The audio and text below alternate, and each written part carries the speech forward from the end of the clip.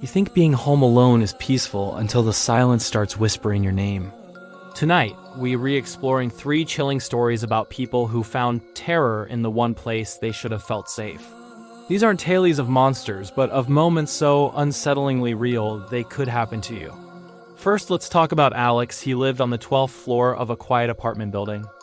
One night, while working late at his dining table, he heard it. A soft, rhythmic tapping on his window. Tap, tap, tap. He froze.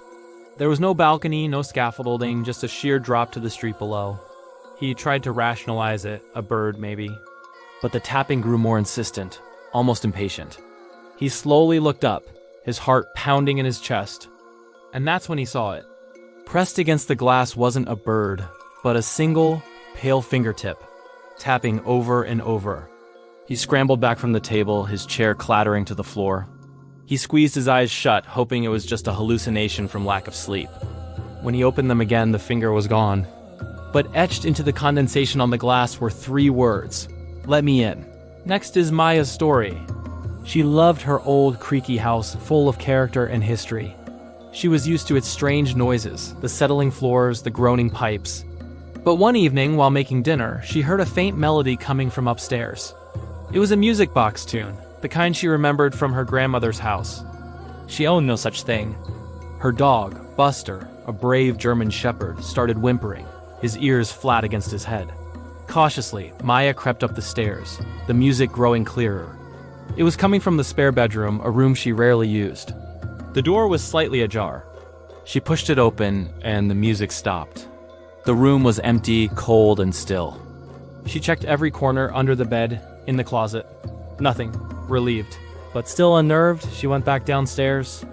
Later that night, as she lay in bed, she heard a new sound from the spare room. This time it wasn't music. It was a soft, childish giggle, followed by a whisper that floated down the hall, clear as day. Can I sleep with you tonight, Maya? Finally, there's Ben. He was a tech guy, always wired, always connected. His smart home was his fortress. One evening, the motion-activated camera on his front porch sent an alert to his phone. He opened the app to see a grainy image of a man standing on his doorstep, his face obscured by shadows. The man didn't move, just stood there, staring at the door. Ben's blood ran cold. He watched for 10 minutes, his finger hovering over the button to call the police. Then the man turned and walked away. Shaken, Ben locked everything and tried to sleep. The next morning, he checked the camera's saved recordings. He scrolled back to the time of the alert, but there was a gap. The recording for that 10-minute window was just gone.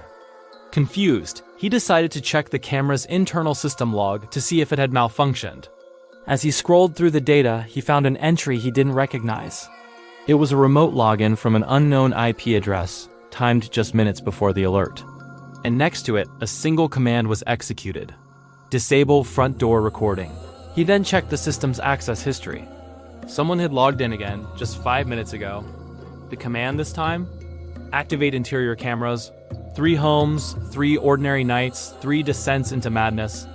Sometimes the most terrifying monsters are the ones we can't see, lurking just on the other side of a door, a window, or even a camera lens. Be sure to subscribe for more tales from the shadows. Sleep tight.